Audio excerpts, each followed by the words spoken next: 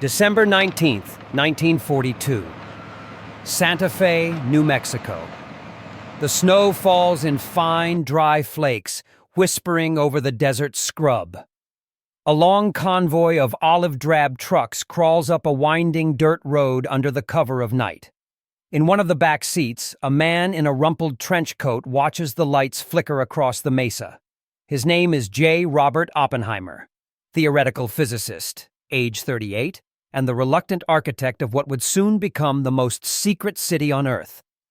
At the road's end, the convoy halts before a battered wooden gate. A U.S. Army sentry, Thompson's submachine gun at his chest, peers through the dark. He checks the manifest, salutes, and waves them through. Ahead lies the old boys' school Oppenheimer had chosen for its remoteness, Los Alamos Ranch School, perched on a high plateau beneath the Sangre de Cristo Mountains.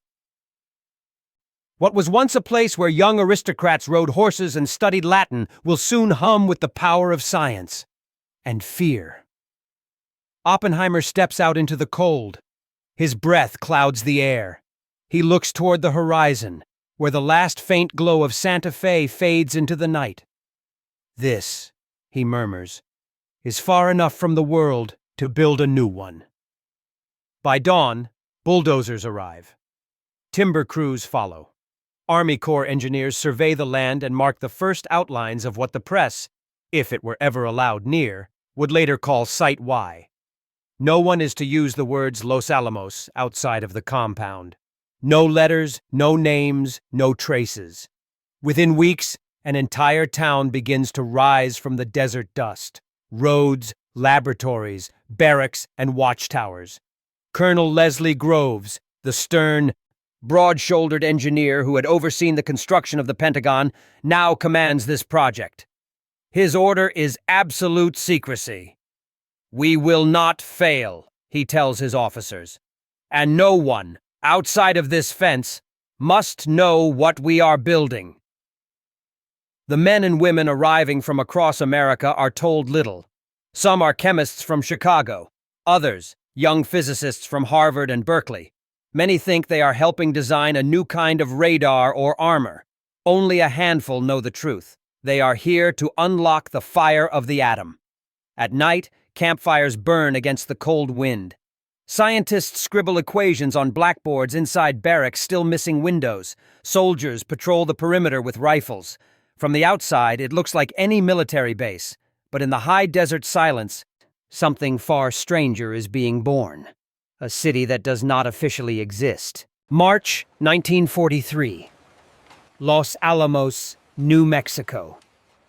By spring, the plateau has transformed into a fortress of purpose. Wooden laboratories stretch across the mesa, fenced and guarded by military police.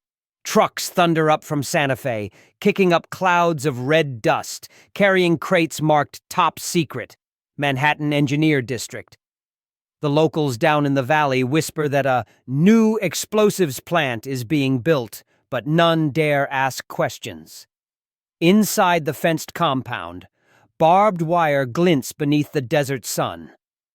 Oppenheimer walks briskly through the half-finished tech area, his dark hat pulled low, coat flapping in the wind.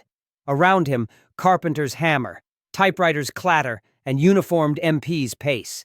He stops outside a long wooden building, Lab B. The smell of graphite, ozone, and chalk fills the air. Inside, men argue over equations scrawled across the walls like hieroglyphs. One shouts, "It won't go critical at that mass!" Another retorts, "Then we'll make it smaller, denser!" Oppenheimer listens, hands clasped behind his back. He's proud and haunted. He knows what this work will bring. By nightfall, the desert glows faintly from floodlights that never turn off. New arrivals pour in. Wives, children, engineers. A school opens in a converted barn. A mess hall serves powdered eggs and coffee to hundreds. The townsfolk live under code names. Mail is censored. Addresses list only P.O. Box 1663, Santa Fe. Even birth certificates for newborns bear that same anonymous address. In the evenings, laughter mingles with secrecy. Scientists play violin quartets in barracks. drink cheap whiskey, and quote Sanskrit around campfires. Underneath the stars, Oppenheimer recites the line that will one day define him. Now I am become death, the destroyer of worlds. His friend, physicist Robert Serber, glances at him. You talk like a prophet, Oppie, he says softly. Oppenheimer only stares into the fire. Maybe prophets should have stayed silent. While Los Alamos wrestles with theory, hundreds of miles east, in Oak Ridge, Tennessee, another secret city comes alive. Where once stood farmland and forest, now rise miles of barbed wire, massive cooling towers, and entire neighborhoods built overnight. The locals call it the secret city. No one knows exactly what they're enriching, or why. Workers in Oak Ridge operate shifts 24 hours a day, feeding uranium hexafluoride gas into the vast K-25 gaseous diffusion plant, the largest building under one roof in the world. Women known as Calutron girls monitor dials and needles, never told what their machines produce. Guards stand at every door. Their mission: enrich uranium-235, the heart of a bomb that officially doesn't exist. 130,000 people, scientists, welders, machinists, janitors, are now bound by silence. Even husbands and wives working in the same city cannot speak of their jobs to each other. Posters on the walls read, "What you see here, what you do here, what you hear here, when you leave here, let it stay here." Groves's vision of absolute compartmentalization is complete. No one person knows the full picture, except Oppenheimer and Groves themselves. As spring turns to summer, the first controlled reactions are achieved. Piles of uranium hum behind lead walls. Neutrons dance invisibly through the air. A single error could mean catastrophe. And yet, despite the secrecy, despite the exhaustion, a sense of awe spreads through Los Alamos. They are building something no one has ever seen before, something that could end the war, or end everything. Autumn 1944. Los Alamos, New Mexico. The air in the high desert carries a hint of frost, and with it, tension. Inside Laboratory 2, the blackboards are no longer filled with theories. They're filled with deadlines. On one wall, Colonel Groves has pinned a single sheet of paper with bold letters. We cannot be second. Across the world, the Allies are closing in on Germany, but rumors drift in from Europe. The Nazis, too, have physicists. Heisenberg, Hahn, a uranium club. No one knows how far along they are, but Groves fears the unthinkable, that Hitler might get there first. Oppenheimer moves through the compound like a conductor before an orchestra on the verge of chaos. Inside one lab, Enrico Fermi adjusts a small graphite reactor, his brow furrowed. In another, Richard Feynman, barely 26, scrawls equations that make senior scientists shake their heads in disbelief. Feynman's wife lies dying of tuberculosis in a nearby sanatorium, but he still comes to work every day. We can't afford rest, he jokes grimly.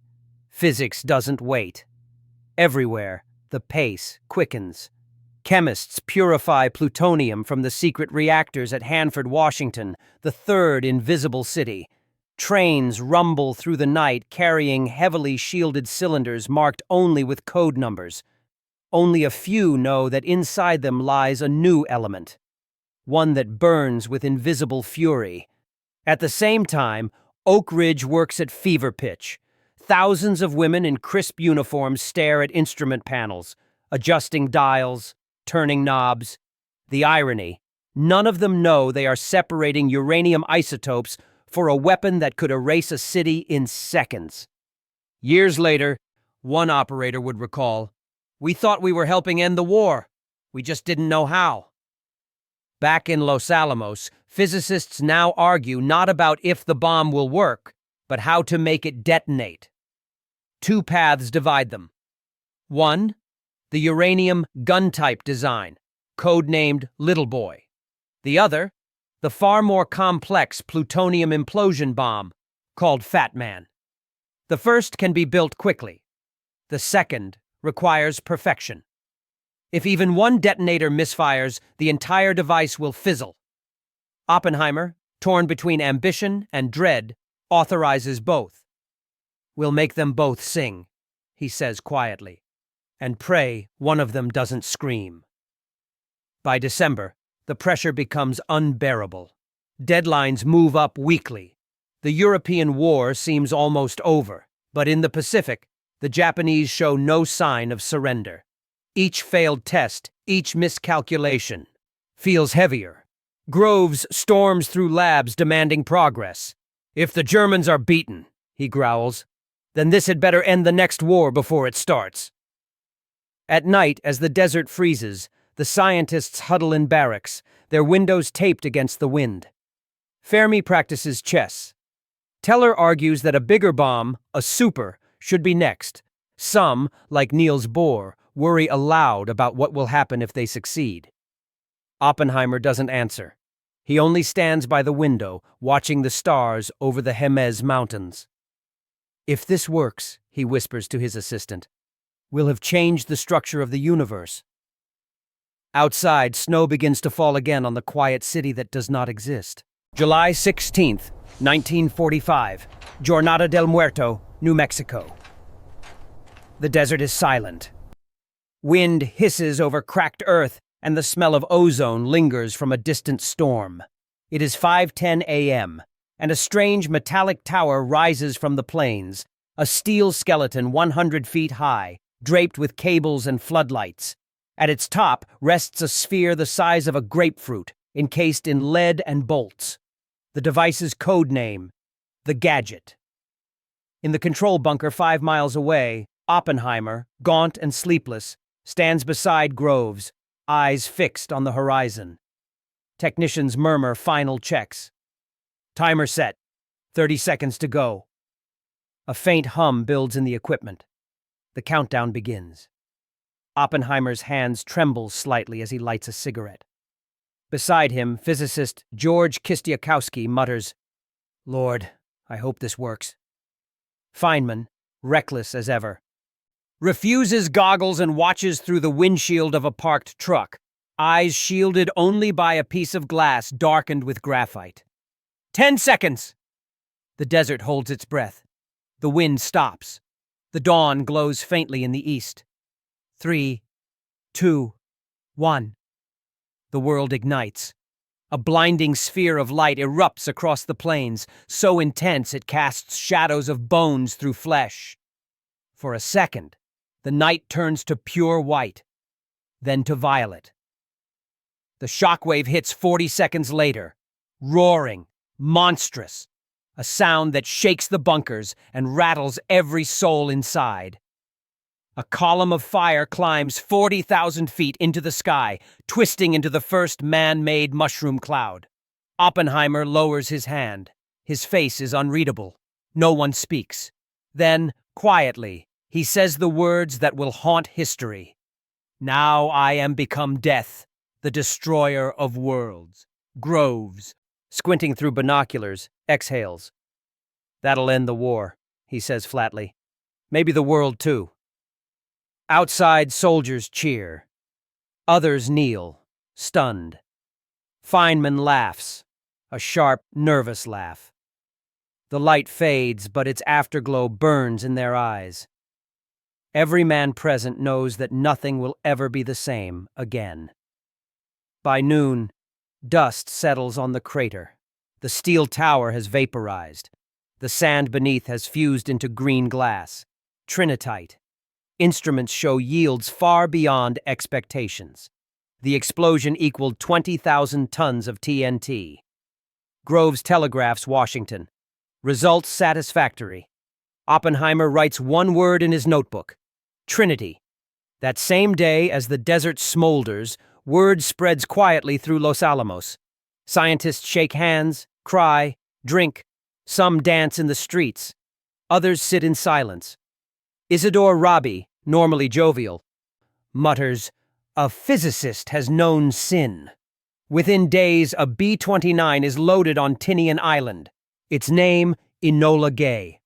The work of Los Alamos, Oak Ridge, and Hanford is complete. The bomb, Little Boy, will fall on Hiroshima in less than 3 weeks. As he leaves the test site, Oppenheimer looks back one last time at the horizon. The plume has thinned, drifting into a pink sky. "The desert," he whispers, "was never meant to glow."